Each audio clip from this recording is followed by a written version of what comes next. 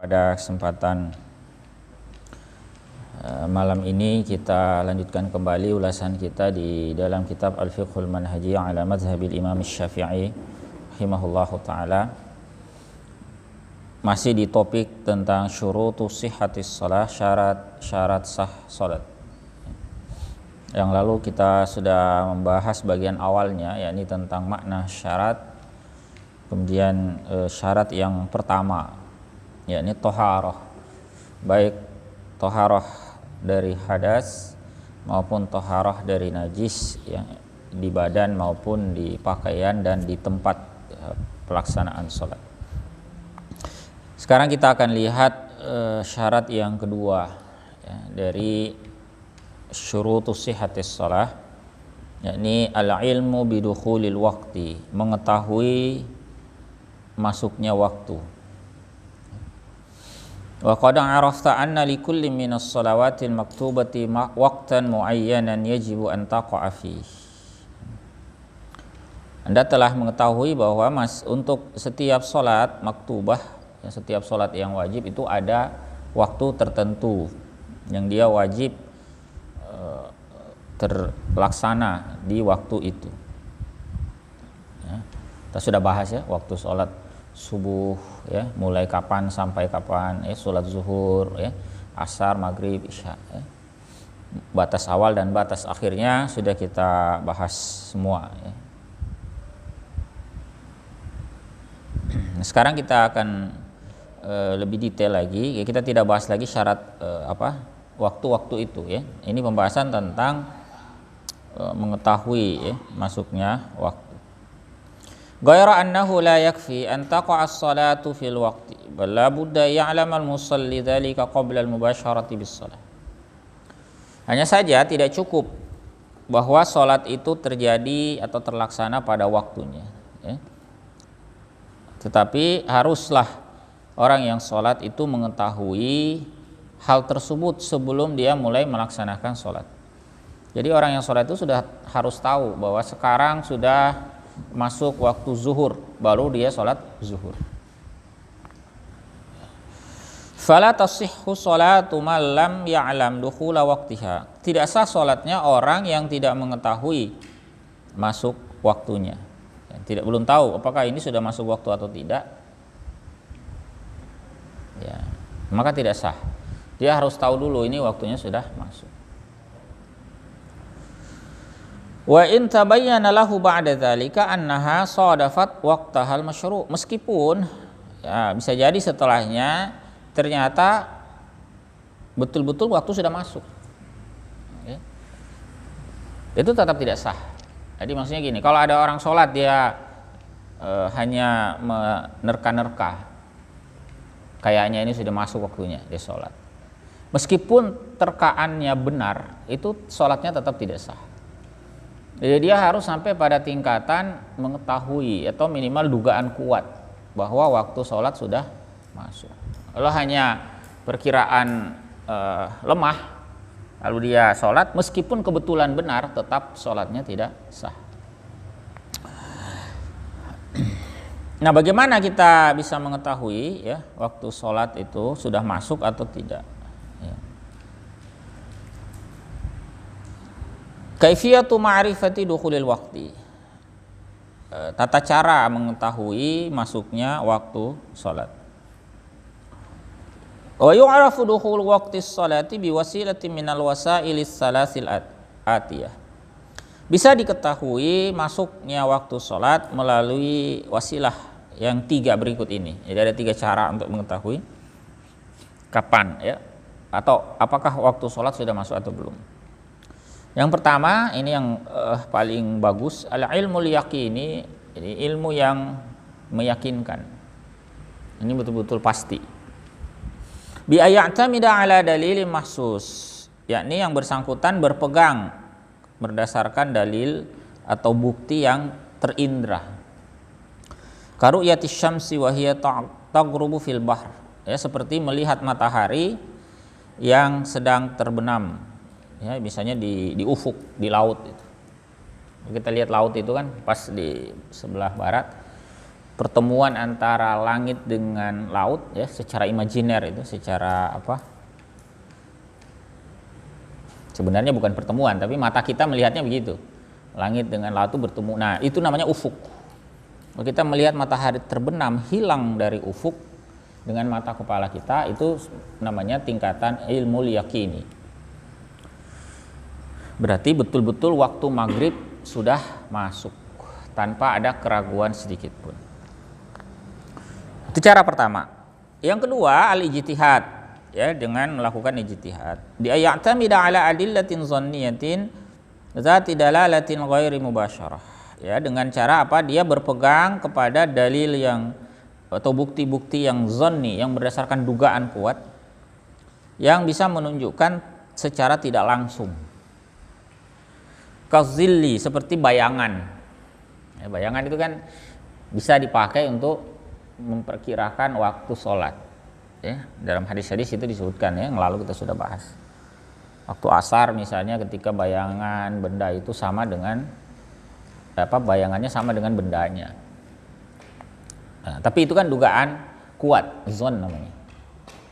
Ya, kazilli wal qiyasi bil amali wa tuliha. Jadi seperti bayangan, ya, dengan mengukur ya, secara praktis ya, panjang bayangan dengan panjang benda. Meskipun ini dalilnya zonni, tetapi bisa dipakai ya, cara ini. Yang terakhir at-taqlid. Kalau dia tidak bisa al-ilmul yaqini, tidak bisa melihat langsung ya, tidak bisa juga memperkirakan dengan dugaan kuat berdasarkan tadi ya, cara-cara ijtihad. Bisa juga dia taklid. Taklid itu apa? Dia mengikut kepada apa? Idza lam yumkinul ilmu yaqini awil ijtihad. Kalau tidak memungkinkan langkah pertama tadi, ilmu yang meyakinkan, atau ijtihad langkah kedua, kajahili bi awqatis sholati wa dalailiha. Seperti orang yang tidak mengetahui waktu-waktu sholat dan tanda-tandanya. Dia tidak pernah tahu tentang ya tanda-tanda fisik ya yang bisa terindra itu seperti apa. Berarti dia tidak bisa sampai pada tingkatan ilmu yaqini. Dia juga tidak bisa menggunakan tanda-tanda zonni tadi, dengan misalnya bayangan dia nggak ngerti ya. Berarti dia juga tidak bisa menggunakan cara kedua. Nah, bagaimana cara ketiga? Dengan cara mengikut kepada orang yang bisa melakukan yang pertama atau yang kedua. Jadi fayuqallida immal alimal mu'tamida ala dalilin mahsusin awil mujtahidal mu'tamida ala al-adillati dhanniyah. Dia bisa berikut kepada orang yang mengetahui, yang berpegang kepada dalil yang atau bukti yang bisa diindra tadi, atau dia ikut kepada orang yang berijtihad, yang berpegang kepada dalil yang zanni ya. Itu cara yang ketiga. Atau kalau zaman sekarang lebih mudah lagi ya. Sudah ada aplikasi misalnya, atau sudah ada jadwal sholat yang itu juga disusun ya berdasarkan dua itu, entah ilmu yaqini atau berdasarkan ijtihad ya. Nah, sekarang kita lihat hukmu sholati man shalla kharijal waqti. Bagaimana hukum sholat orang yang sholat di luar waktu, artinya belum masuk waktunya dia sudah sholat ya. Idza tabayyana lil musalli anna salatahu qad waqa'at qabla dukhulil waqti tutabaru batilatan wa tajibu i'adatuha. Kalau jelas bagi orang yang sholat bahwa sholatnya itu terlaksana sebelum masuknya waktu, maka itu terkategori sholat yang batilah, tidak sah, dan wajib dia mengulanginya. Sawaun ya kana mu'tamidan ala ilmin aw ijtihadin aw taqlid. Baik dia itu berpegang kepada ilmu atau ijtihad atau taklid. Baik dia menempuh salah satu dari tiga cara, bahkan cara tertinggi dia tempuh ternyata salah. Jadi orang yang ilmu yaqini juga bisa saja salah. Salah dia melihat. Misalnya dia melihat waktu subuh. Subuh itu kan ditandai dengan terbitnya fajar shadiq. Ternyata yang dia lihat itu fajar kazib. Dia kira fajar shadiq, maka dia sholat subuh. Ternyata belakangan muncul fajar yang benar. Berarti yang tadi salah. Nah, ya. Padahal dia sudah menempuh cara yang pertama. Atau dia menempuh cara kedua, ya dengan tadi ya tanda-tanda bayangan dan sebagainya. Ternyata salah, bisa juga. Atau dia ikut kepada orang lain yang memberitahu dia. Ternyata orang yang dia ikuti salah. Nah, kalau dia mengetahui bahwa sholat tersebut yang sudah dia kerjakan karena petunjuk tadi itu ternyata belum masuk waktunya, maka sholatnya batilah, ya, sholatnya tidak sah dan dia wajib mengulanginya, ya. Watajibu i'adatuha, wajib mengulanginya. Nah, itu syarat yang kedua, ya, tentang apa? Tentang syarat sahnya sholat, yakni mengetahui masuknya waktu. Sampai di sini ikhwafillah rahmatullahi alaikum. Kalau ada yang mau didiskusikan kami persilakan. Sebelum kita bahas topik syarat ketiga, ya. Kalau di syarat kedua ini ada yang mau didiskusikan boleh, ya. Kalau ada, ya. Silakan Pak. Waalaikumsalam warahmatullahi wabarakatuh.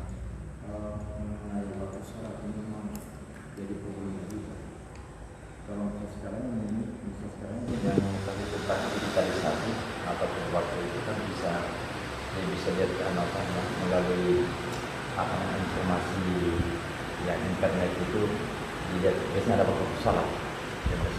Tapi persoalannya kalau di tempat tertentu tidak ada informasi sama sekali. Kata banyak pemain juga edaran matahari tidak ada informasi juga, kemudian jam juga tidak tahu. Kadang-kadang juga baru juga biasanya juga itu azan juga ataupun katakanlah geometri informasi di bawahnya salat kadang-kadang tidak ada lagi, kurang. Sekarang dia bagaimana caranya acuan yang tepat bagaimana kalau terjadi kondisi ini? Iya. Ini tentang cara ya mengetahui masuknya waktu. Ya harus belajar. Yang bersangkutan harus belajar. Ya. Misalnya dia tinggal di daerah terpencil di sana. Kalau kita di kota kan mudah, ada aplikasi, bahkan sudah ada jadwal dibuat dari Kanwil misalnya, ya. Kalau sholat, kadang di masjid ditempel. Atau di HP, ada HP bisa disetting aplikasinya waktu sholat bunyi misalnya, ya.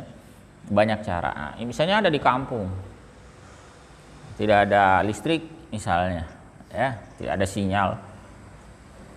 Nah, bagaimana? Ya harus diajari tentang cara itu tadi dengan ilmu liyaqini atau dengan ijtihad, harus diajari. Begini cara melihat waktu itu. Nah, matahari terbit, matahari terbenam itu begini. Fajar itu begini. Ya, siang hari waktu terlarang itu begini, ketika dia mulai bergeser begini. Ada harus diajari sehingga melakukan pengamatan langsung. Ya, atau tadi dengan melihat bayangan, ya, diajari lihat bayangan. Ya, dulu waktu madrasah itu kan diajari tiang kecil, pancangkan. Nah, kalau bayangannya begini berarti waktu sholat zuhur habis, ya, masuk asar sampai maghrib misalnya, ya. Begitu harus diajari.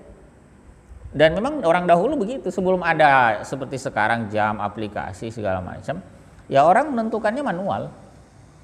Gitu. Jadi jangan sampai dengan kondisi modern membuat kita tidak tahu dasar manualnya. Perlu tahu juga itu. Karena aplikasi itu juga bisa saja keliru. Ada orang install aplikasi di HP-nya, tapi zona waktunya lain gitu. Dia pasang negara lain, bukan di tempat dia. Kan beda gitu.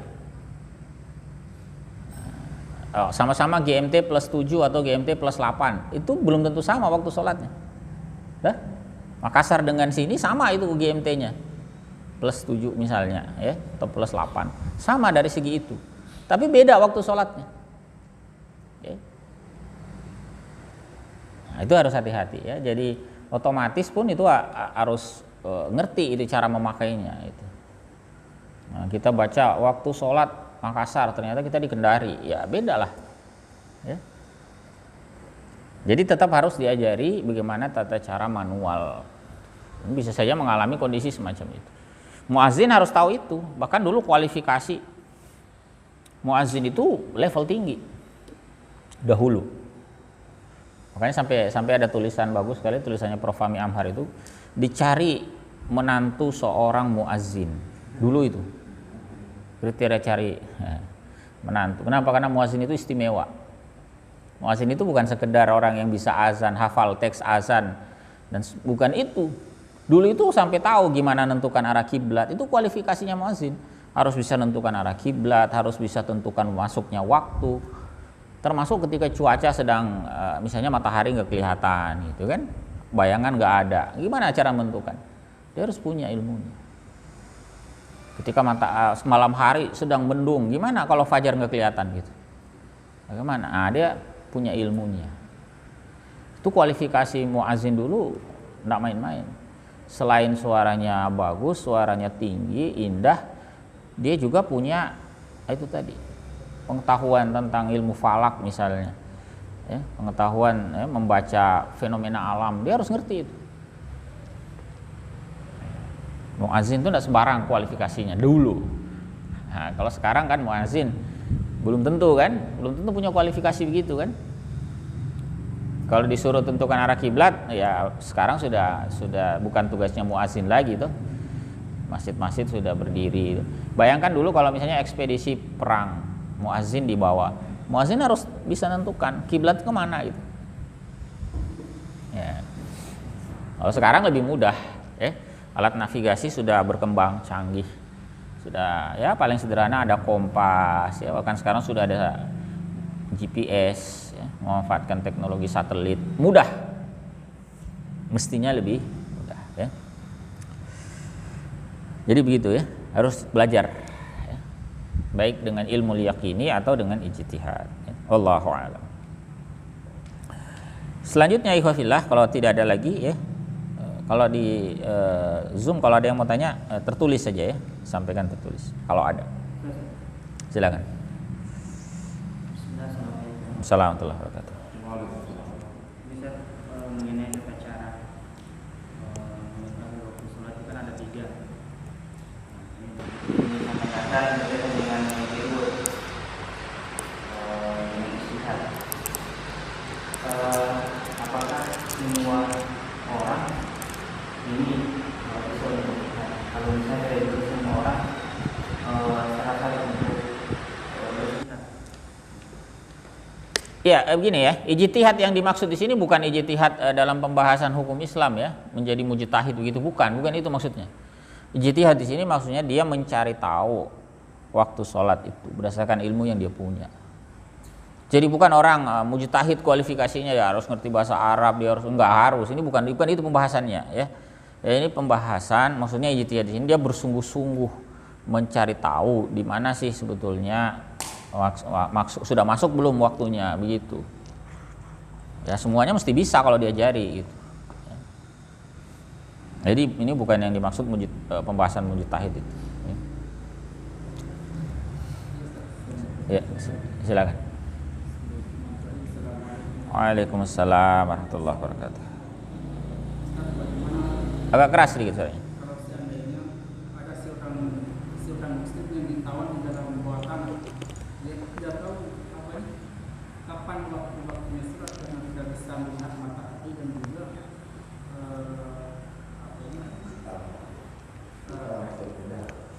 atau mungkinlah ditawan sama orang kafir sehingga dia tidak bisa mengetahui waktu-waktu sholat. Jadi apakah dengan prasangka itu bisa namanya prasangka kan bisa salah bisa benar, apakah dengan prasangka itu dia bisa menentukan waktu sholat atau tidak? Iya, yang pertama dia bisa bertanya.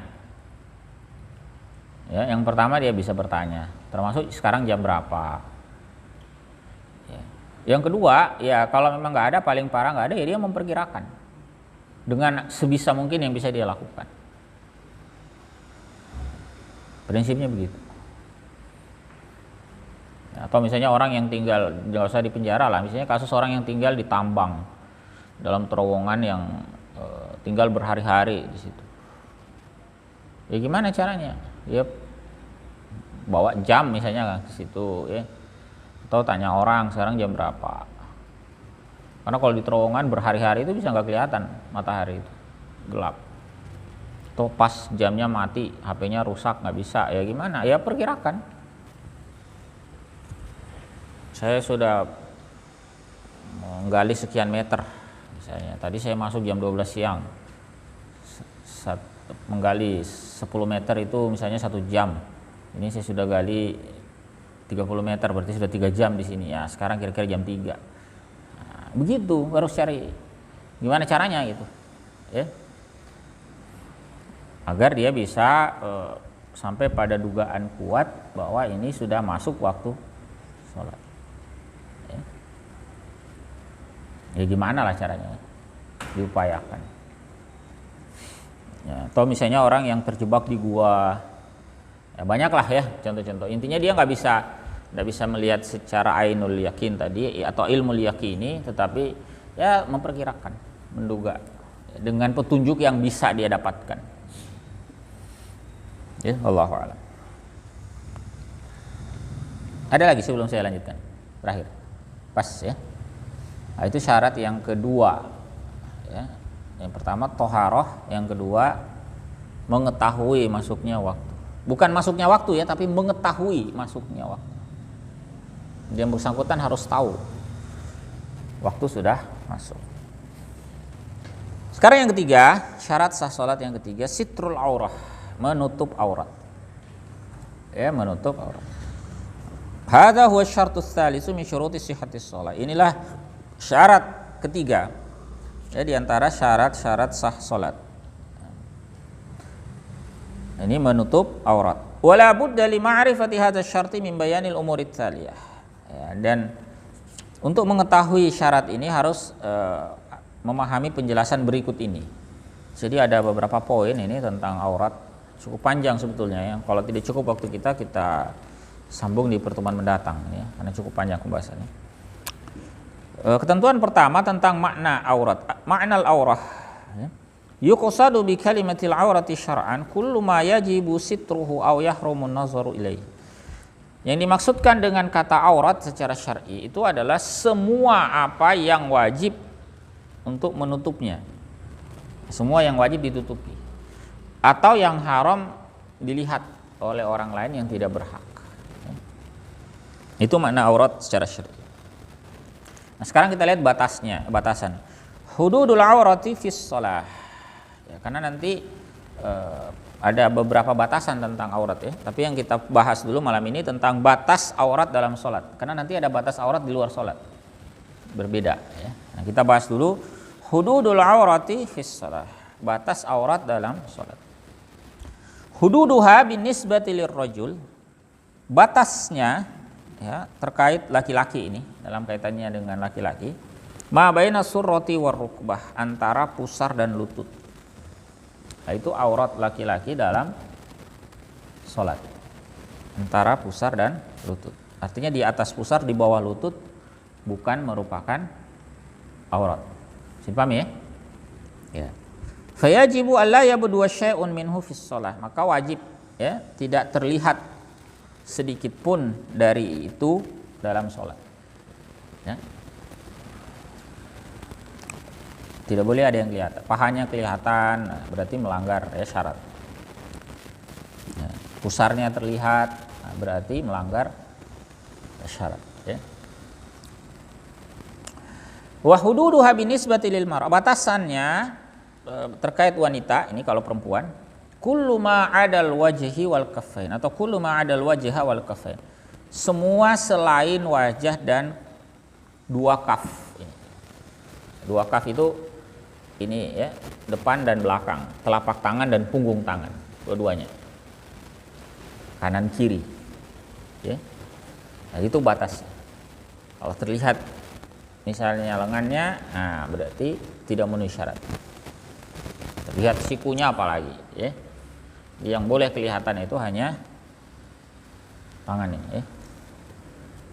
Wanita, ya, dan wajah. Wajah itu tidak termasuk rambut, di luar rambut.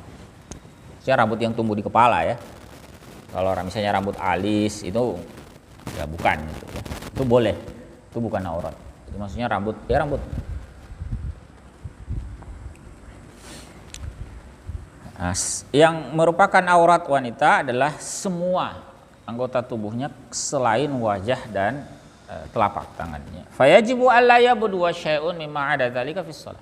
Maka wajib tidak terlihat sedikit pun ya dari itu ya, dari yang selain tadi itu dalam sholat. Ya, boleh misalnya kelihatan apa kakinya misalnya. Kaki itu juga nggak boleh kelihatan ya, karena kaki itu aurat. Atau apa misalnya ya, yang biasa kelihatan misalnya ya, dia pakai mukena longgar misalnya, lehernya kelihatan misalnya, berarti tidak memenuhi syarat ya. Dasarnya adalah beberapa dalil. Di sini ada firman Allah Ta'ala di dalam suratul A'raf. Qala Allah Ta'ala khudhu zinatakum 'inda kulli masjid. Ya, pakailah zinah kalian ketika hendak ke masjid atau hendak sholat ya. Ibnu Abbas berkata tentang zinah di sini maknanya, qala Ibnu Abbas radhiyallahu anhuma al-muradu bihi as-thiyabu fis shalah. Yang dimaksud di sini adalah pakaian dalam sholat. Jadi ya, kenakanlah pakaian kalian yang bagus itu ya ketika hendak ke masjid. Ada lagi riwayat yang lain yang lebih tegas, ini hadis riwayat At-Tirmizi. Wa rawat Tirmizi wa hasana, diriwayatkan oleh Imam At-Tirmizi dan beliau menyatakannya hasan. An Aisyah radhiyallahu anha qalat, qala Rasulullah sallallahu alaihi wasallam. Dari Aisyah radhiyallahu anha beliau berkata, Rasulullah sallallahu alaihi wasallam bersabda, la tuqbalu salatul haidhi illa bi khimar. Tidak diterima salat wanita yang sudah mengalami haid kecuali dengan khimar, dengan memakai kerudung. Artinya menutup kepalanya. Al-haid itu maknanya adalah balik, bukan wanita yang mengalami haid ya, karena wanita mengalami haid nggak boleh sholat. Maksudnya wanita yang sudah mengalami haid, artinya dia sudah balik. Tidak diterima sholatnya kecuali dengan khimar. Li'annaha balagat sinnal haid ya. Karena disebut balik karena dia sudah mencapai usia haid. Wal khimar itu maksudnya ma taqti bihil mar'atu ra'saha, yang biasa digunakan wanita untuk menutupi kepalanya, kerudung kalau bahasa kita, itu namanya khimar. Terus badan di bawahnya gimana? Apalagi ya, kalau kepala saja wajib apalagi yang lain, itu namanya qiyas aula ya. Jadi wa iza wajaba satru ra'si fasatru sa'iril badani aula. Kalau wajib menutup kepala, maka menutup seluruh tubuh itu terlebih lagi. Jadi jangan lagi tanya mana dalilnya menutup kaki, mana dalilnya menutup tangan. Ya, apalagi itu. Ya. Kepala saja wajib ditutupi. Karena lazimnya dahulu orang berpakaian itu yang paling jarang ditutup itu kepalanya. Yang lain itu tertutup. Tapi dalam kondisi yang lain tertutup, kepala enggak tertutup, itulah yang Nabi sebut tadi sallallahu alaihi wasallam. Tidak diterima. Harus tertutup juga. Nah, maksudnya kalau di atas tertutup apalagi yang bawah. Ya, itu namanya kaidah min babi aula ya. Kaidah terlebih lagi. Ya. Jadi cari dalil itu juga jangan letter leg ya. Cari yang persis bunyinya. Mana yang bunyinya begini? Yang enggak ada itu. Nggak mesti ada. Sama kalau ditanya yang biasa dijadikan contoh para ulama ya. Hukum menempeleng orang tua itu bagaimana? Haram, tidak ada yang bilang enggak. Dalilnya apa? Paling dalilnya yang dipakai di dalam surah Al-Isra, fala taqul lahum uff. Jangan berucap uff kepada mereka. Apa hubungannya dengan menempeleng? Pentingnya belajar usul fikih di situ ya. Berkata yang menyakitkan saja nggak boleh, apalagi yang lebih parah dari itu maksudnya mempermalukan orang tua di depan umum, apalagi kita diminta mengerjakan sesuatu saja kita ucapkan kalimat buruk ya, sebagai bentuk penolakan, itu saja dilarang, diharamkan, apalagi yang levelnya lebih di atas itu, permalukan orang tua di depan umum ya, menempeleng mereka, apalagi itu. Jadi jangan tanya dalilnya mana, nggak ada. Nah, itu namanya mimbabi aula ya. Jadi kalau aurat tadi ya, yang bagian tubuh yang jarang ditutup saja sampai diperintahkan untuk ditutup, apalagi bagian lain ya. Wallahu a'lam ya. Itu batas aurat dalam sholat ya. Nanti poin berikutnya itu batas aurat di luar sholat ya. Ditambahkan di sini oleh para penulis karena berkaitan ya. Meskipun sebetulnya topik bahasan kita ini tentang sholat, tapi nanti ada tambahan tentang aurat di luar sholat ya. Tapi itu insya Allah kita akan bahas pertemuan mendatang karena agak panjang ya. Sampai di sini ikhwafillah, kalau ada yang mau didiskusikan silahkan ya. Jadi kita sudah bahas 3 ya syarat sahnya sholat. Toharoh. Toharah itu ada beberapa macam. Toharah dari hadas, toharah dari najis. Najis juga ada beberapa macam. Toharah najis itu dari badan, dari pakaian, dari tempat sholat. Kemudian yang kedua adalah syaratnya apa? Mengetahui masuknya waktu. Yang ketiga menutup aurat. Tadi kita sudah bahas apa itu aurat dan batasannya dalam sholat. Laki-laki antara pusar dan lututnya, wanita seluruh tubuhnya kecuali wajah dan telapak tangan. Itu batasnya ya. Adapun nanti aurat di luar sholat nanti insya Allah kita bahas teman. Allahu a'lam. Silakan kalau ada yang mau didiskusikan. Silakan. Waalaikumsalam warahmatullahi wabarakatuh.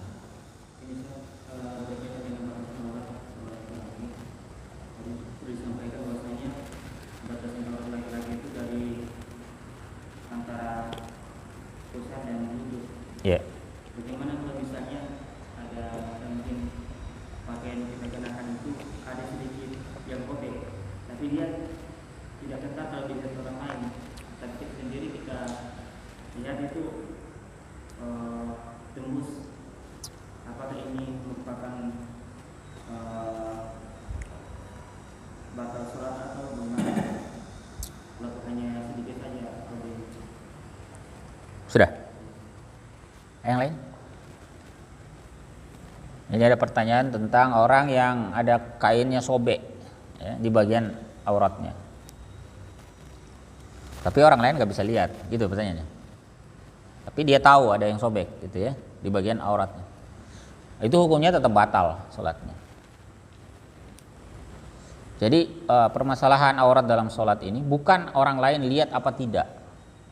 Jadi hatta orang itu sholat sendiri sekalipun, misalnya dia sholat sendiri nih, dia nggak pakai baju, gitu, nggak ada yang lihat katanya, kan aurat saya nggak ada yang lihat, tetap sholatnya nggak sah. Ya. Jadi aurat itu wajib ditutupi bukan karena ada orang lihat atau tidak, tapi karena menjadi syarat sahnya sholat. Ini kita berhadapan dengan Allah Rabbul Alamin, bukan masalah orang lain lihat atau tidak. Orang lain bisa jadi nggak lihat, tapi aurat kita terbuka maka batal. Saya dipahami tidak itu? Jadi bukan masalah patokannya itu bukan orang lain bisa lihat apa enggak. Nah, misalnya karena ya misalnya dia sholat sendiri gitu, nah, sobek sedikit saja di sini gitu ya, kan orang lain nggak ada yang lihat. Ya tapi kita tahu bahwa dia terbuka aurat di situ. Jadi harus tertutup ya, baik ada yang melihat atau tidak. Misalnya kita sholat sendiri, sholat lail misalnya, tidak ada yang lihat, kita pakai saja yang sobek-sobek itu. Nah, tidak boleh ya, tidak sah. Jadi menutup aurat itu bukan karena dalam sholat ini maksudnya ya, bukan karena orang melihat atau tidak.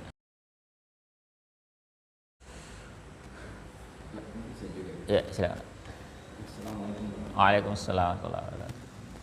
Mengenai aurat laki-laki dan tapi sebenarnya saya ingin dikaitkan dengan ketika berkenalan. Memang sengaja kita dapat sekarang orang yang katakan laki-laki sudah tutup ini katakan begini. Ini berarti kan sudah sah untuk sholat. Tapi kan kalau di suatu majelis ini hanya pakaian saja, katakan seperti lah. Kalau hal kan semacam sudah sah sebenarnya. Ya, artinya aku batas ini batas perut sampai ke lutut kan sudah sah. Ya. Tapi kan kurang etis lah, kurang sopan lagi gitu. Ya. Nah, kira-kira bagaimana kondisi ini dan segi etika? Ya. Ini kan kita berbicara dari pembahasan hukum ya. Hukum itu kan kadang membahas boleh dan tidak. Batas boleh dan batas tidak itu di mana? Ini kita belum berbicara keutamaan. Sama seperti pembahasan yang lalu tentang azan itu kan. Kalau ada orang bertanya misalnya, ini azan orangnya tidak wudu, boleh nggak azannya? Iya, kalau tanya bolehnya boleh gitu, sah. Tapi apa iya yang begitu mau dikerjakan? Paham maksudnya? Dari sisi pengamalan belum tentu. Tapi kalau ditanya boleh tidaknya ya boleh gitu. Mohon maaf, ada orang azan tidak menutup aurat, sah nggak? Sah. Kalau ditanya sahnya, gitu. Jadi boleh. Jadi pembahasan sah tidaknya itu sampai menyentuh batas akhir yang masih dibolehkan. Tapi bagaimana pengamalannya? Nah itu lain pembahasan lagi. Ya, kita membahas ada aspek sosiologis, bukan sekedar etika, sosiologis masyarakat juga. Ya sama lah, misalnya gini, yang ekstrim yang kita contohkan. Nggak usah lah tidak pakai baju lah, dia lengkap pakai baju, pakai celana, misalnya pakai baju lengkap sama celana, cuman bajunya baju kaos, celananya misalnya celana jeans, boleh nggak dia sholat begitu? Boleh. Tapi kalau dia khutbah boleh nggak? Boleh juga kalau ditanya hukumnya.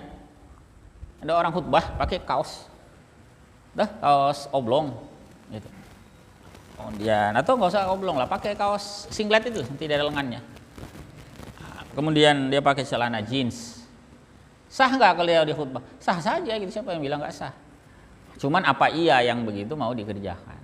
Ya, bisa dipahami maksudnya ya. Jadi pembahasan hukum itu kadang kita sampai pada batas akhir, boleh tidaknya. Sama nanti kalau pernikahan misalnya, ada orang bilang boleh nggak menikahi wanita ahlul kitab? Boleh kalau Anda tanya secara hukum. Boleh nggak menikahi wanita Nasrani, Yahudi misalnya? Secara hukum boleh gitu. Tapi secara pengamalan apa iya misalnya ya, di tengah muslimah banyak, ya paham maksudnya? Tuh? Atau misalnya gini, ada orang laki-laki tanya nih, Ustadz saya kalau menikah tidak dapat izin dari ibu saya boleh nggak? Ente kalau tanya bolehnya boleh. Izin dari orang tua itu nggak ada urusan dengan keabsahan pernikahan. Mau ibu nggak merestui, mau bapak nggak merestui, kalau ditanya sahnya sah. Ini kalau laki-laki ya.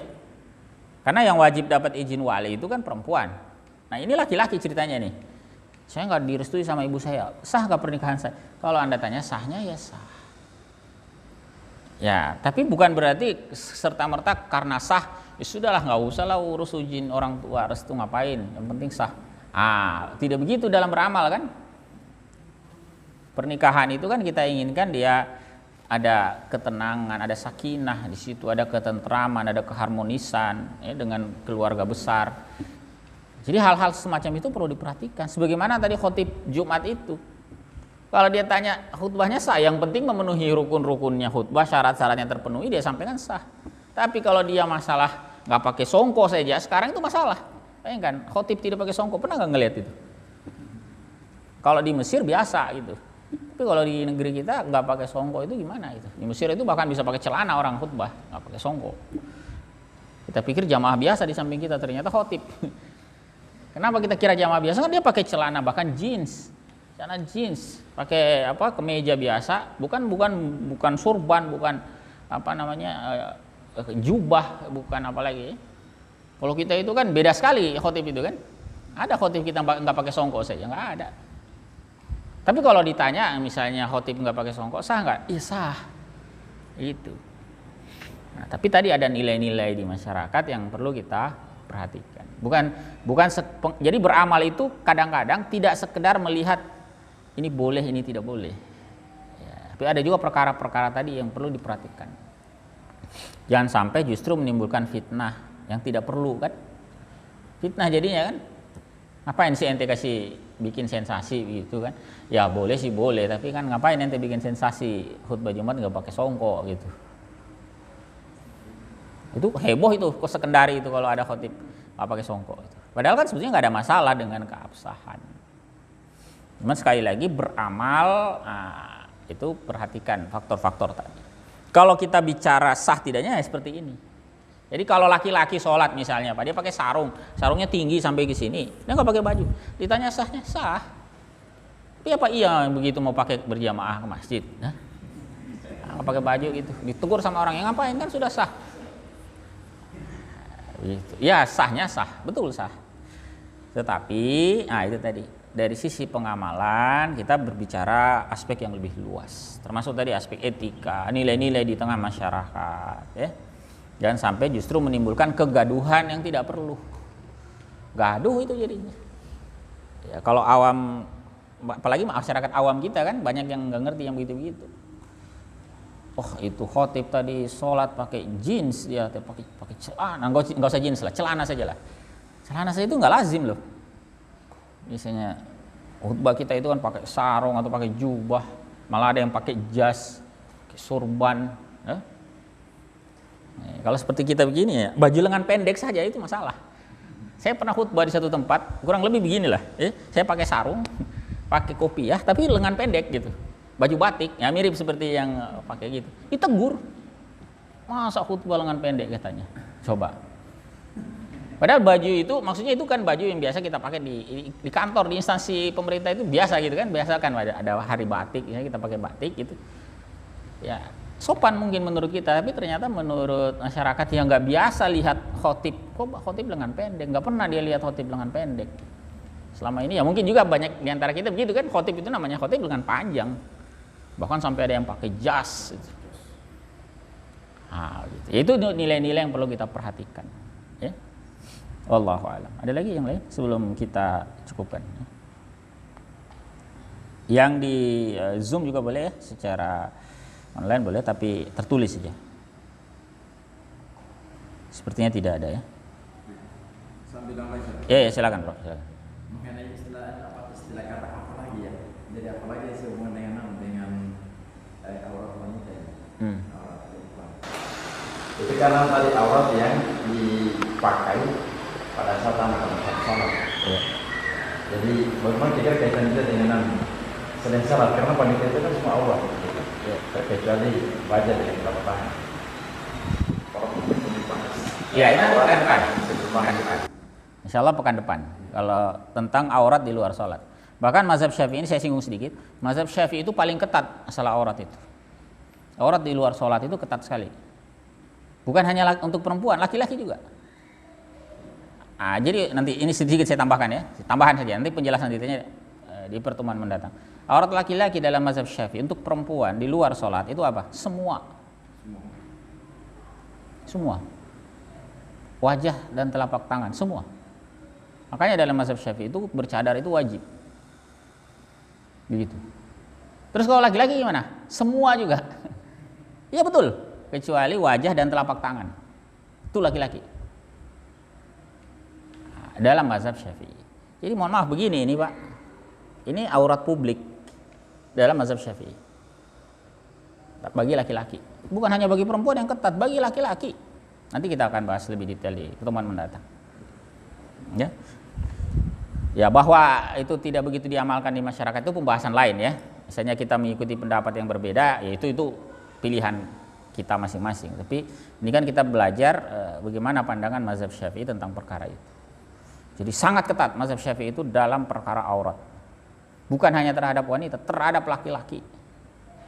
Ya. Jadi rambut laki-laki itu aurat dalam mazhab Syafi'i. Mau pakai songkok itu aurat, itu yang samping-samping.